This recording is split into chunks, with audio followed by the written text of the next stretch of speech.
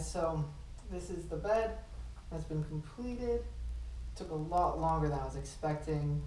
The whole process took me almost a month to do because there was some complications, but it turned out exactly how I wanted, and I really like it.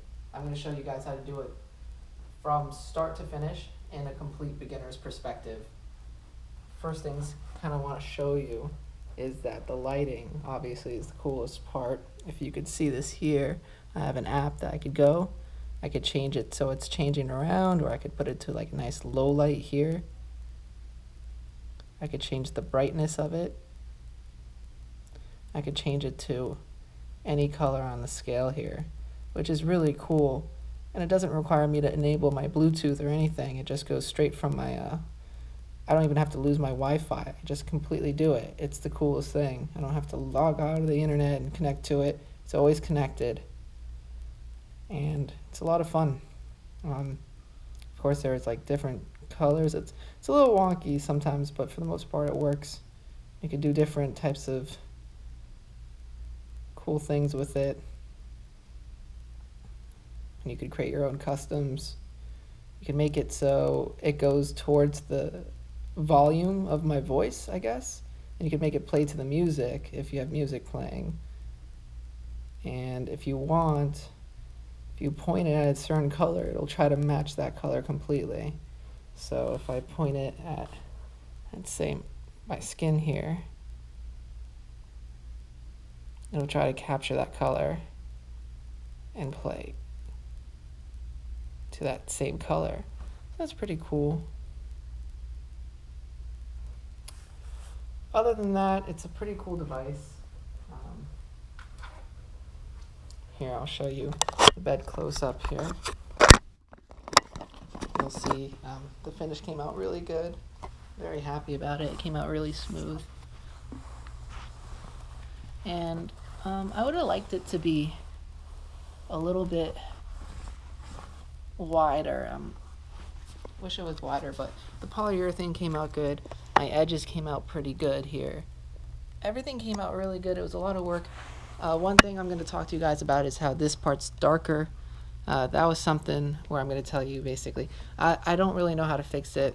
I think there's a way. I have an idea, but I'll talk to you guys about that a little bit, and how we could remediate that. But I had already stained it, and it was too late for me. I just keep it kind of now thinking, oh, well, it's part of its unique part, and it was on both sides, so that's that. And of course, it's not actually floating. You'll see that there is the part underneath the base, but if you get it, you'd get it at a pretty good angle. You see, before you could actually tell that it's not floating. So it takes some situation to figure it out. The light itself, you'll see, is just a row of lights that I'll talk to you about those lights a little bit later, but they're pretty cool. And, they worked perfectly. They were super simple. That's mainly it. Now I'll talk to you guys about how to do it from start to finish. Thanks. So the materials that you're going to need for this project, not a ton. The wood I'm going to get to at the second part, but the materials you're going to need other than the wood, they're going to be your measuring tape and a ruler. Using the measuring tape, of course, for the long measurements, and the ruler to kind of make those precise measurements. Circular saw, you're going to want to get one. They're kind of cheap. You can get a pretty cheap one. You're not going to be, it's not going to be intense sawing, I guess. I wouldn't know what it's called. You're going to want to get a power drill, of course, with a Phillips head and a drill bit. You're going to want to get screws on that point. I got 100 of the 8 by 2.5 inch screws. That's going to be for your base and the top part. Random orbit sander. You're going to want to get 120 grit and 220 grit sandpaper with that. You're going to want to get also some steel wool, and that's going to be towards the finish, which is the quadruple zero steel wool. It's really fine. You're going to definitely want to get what's called a Craig Tools kit and clamp. I'm going to put on a link in the description. The Craig Tool kit really is going to save you, and it's going to be amazing. There's a bunch of different YouTube videos on how to do it. It's so simple. It's like a $20 kit. You don't have to get that like $50 one. I just got the $20 one, and then you could buy their specific clamp with it as well. You could probably get a cheaper clamp, honestly, but I was just, I'm such a beginner. I just felt, you know what, this is safe. It comes in a kit. Might as well get the clamp. I'll pay an extra few dollars. Got ripped off most likely, but it is what it is. The Craig tool kit you also definitely need to get. It's going to come with its own like drill bit to screw in their specific square-headed screws. You're going to get a 2.5-inch Craig screws, and then I think it's 1.5 inch. I'm going to have to double check on that. Craig screws as well. Some tacks. That's going to be towards the end. You can probably get wood glue in replacement for that, but I got tacks, just flathead tacks. Those were pretty simple. Mineral spirits, you're going to want to get, I didn't use it really for the project because I used a pre-stain. I'll show you that in a second, but mineral spirits, it's going to be it helps you basically clean off any stain or paint that you use. It's really a lifesaver for cleaning, so get some mineral spirits. Then, as I was saying, get some pre-stain. I never stained anything before, but all the YouTube videos I watched said use pre-stain. Everyone said it saves their life, so I went with everyone said. I got some pre-stain. You're going to also want to get wood stain, and there's so many different varieties of wood stain. I chose a red oak wood stain, which turned out very nice. Get the wood stain and then get a polyurethane. Everything I used was oil-based, so heads up on that. At Home Depot and Lowe's, you could get some brushes. I got 3 brushes in total. Don't use the same brushes for your pre-stain and the wood stain and the polyurethane. I got 2 full bags, like giant bags. They were pretty cheap. I think they were like $5, $6 for just like this lint-free rag that you can find at a Home Depot. And those you're gonna need a lot of them for the staining. It makes a lot of mess. So get those. Tack cloth you're gonna want to get after the sanding's done. It's gonna pick up all this like the sawdust that's left and any type of material that's left once you start getting into staining the wood. I got some cheesecloth for the finish. For the finished product from Walmart. They actually sold it really cheap. It was like $6 for that cheesecloth. And then I also got some like fake leather that was like $7 from Walmart as well. And that's what I wrapped my 1x1s in to kind of give it a better look. Even though it'll never be seen, I kind of wanted it to feel like it was a little bit more of a luxury type thing. I don't know why. I liked it. And last but not least, we also needed for the lighting a 32-foot RGB LED lights. I'm going to link those in the description. The ones I got, I absolutely loved. They were super simple and easy to use, and they do exactly what you need. That's really it for the materials. Okay, so I'm going to describe to you now the wood that you need. For the wood that we're going to be using, it's going to be, we want 10 2x4s, 6 2x8s, those are going to be for the base, 3 1x6s, this is going to be your good wood. This is going to be the wood that you see at the top.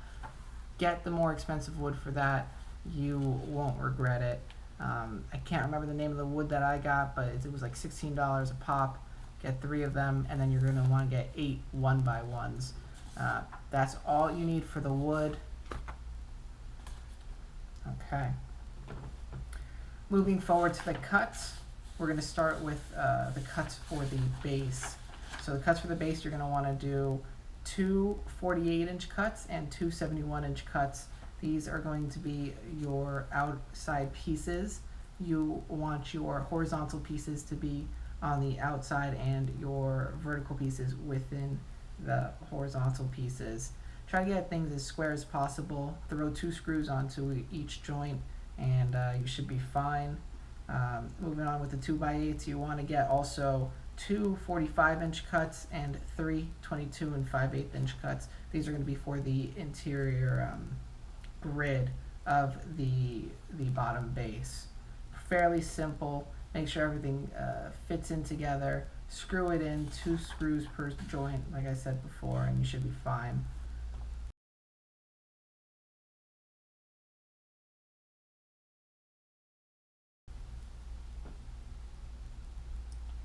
moving on to the top pieces using the 2x4s, you want to have 272-inch and 283-inch. This is going to be your outer rectangle. This is what people are going to be seeing, so make sure you make these cuts perfect.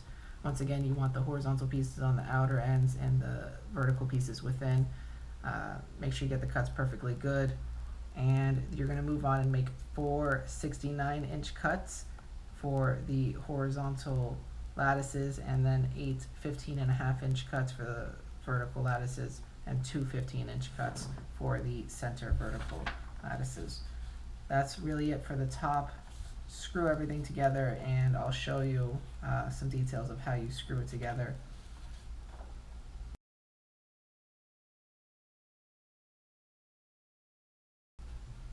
Then for the 1x6s, you only have 3 of them. Got 2 of them are going to be 81.5-inch, and one of them 72-inch. Once again, make sure you do very good cuts on those. Those are what people are going to see. And the 1x1s, you want 8 80-inch cuts. So that's it for the cuts. Nothing else on that. So first things you want to do is with the base. Once you have your cuts, like I said, you just screw everything together. It's fairly straightforward. You should be able to, piece everything together, make your measurements, and you should be fine. Once everything's pieced together, throw some black paint on there just to get some protection. It's not really going to be seen, but throw paint on there for protection. Once you're done with that, you move on to the top layer, which is what you're going to be seeing. Do make a lot of effort to make sure that the top layer is as perfect as possible, especially with the outer joints. With those, I actually created a little square 90-degree angle to guide my pieces shown in this picture, and a clamp to really get everything together. I used the clamp and the Craig tool so I could screw everything in so screws don't show up on the outside, and it was very, very simple to use. And then I made the intersecting lattices with the 69-inch cuts and the 15.5-inch cuts and the 15-inch cuts. I put the 15-inch cuts in the middle and the 15.5-inch cuts throughout the rest of the pieces. Spread them out evenly. You want to do it in that kind of design that you see in the picture. I didn't really measure perfectly, but you get the picture on that.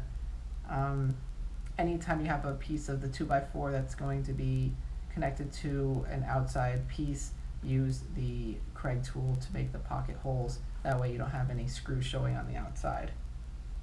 Once you have that all together, you should be able to start working on securing the 1x6s. For this, you use the Craig tool again, and you modify it so you use the 1.5-inch Craig nails, and you do a thinner, shorter drill on there. And I did 3, so I fitted together the top 1x6s with 3 screws all together, 1 on each end and then 1 in the center for each of the pieces. It was fairly simple to do. You kind of just have to get underneath there and do it. Once everything is secured, you want to move on to sanding. So take your time with sanding. Use your random orbit sander starting with the 120 and sand the hell out of it. Just sand as much as you can until you don't see any imperfections, and make everything so the edges are smooth together. And then move on to your 220 and go ahead and do 1 more layer of sanding with the 220 grit. Once you're done with that, I went ahead and I hand sanded it to get any imperfections out with the 220 grit. That's done, and you take a tack cloth and you wipe everything off. Make sure there's no sawdust. Clean up your area so there's no floating dust as well. You could use a vacuum if you'd like, and you start prepping to stain. So staining is fairly straightforward. It was actually a lot easier than I was expecting. What I did for staining, because it's quite a large project, you can't really get it all done in one go because you have to be very quick. I did the horizontal section and then I did the vertical sections afterwards, one by one. I started with the top, and I just used a brush to apply a nice good layer of stain covering every single piece portion, and I then did the sides after the top. Once everything was completely covered, as soon as it was covered, I wiped it off completely using a whole bunch of rags. I kept some in my pockets, and then I moved on to the vertical sections.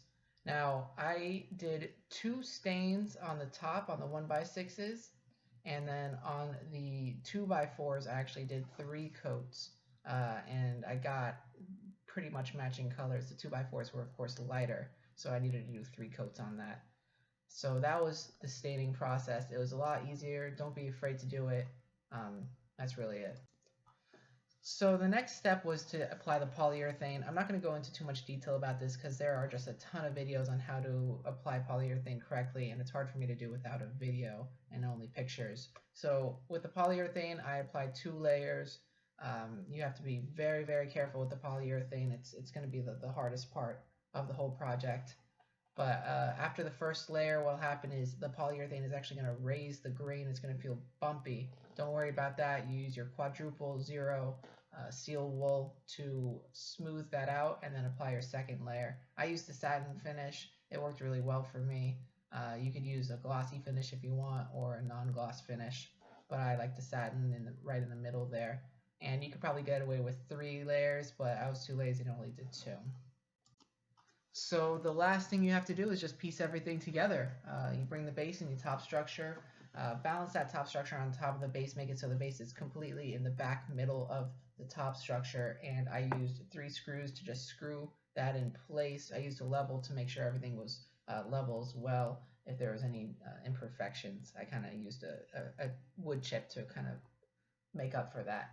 After that, I used the cheesecloth I got from Walmart, and I used tacks to really just tack it in place along the edges to give a nice smooth finish. And then I took my 1x1s and I wrapped it in fake leather, and I used tacks to kind of to keep the leather on top of it. I think you could get away with the wood glue, but I just had tacks available, so I used those and I screwed those into place, 2 screws on both ends with the 1x1s.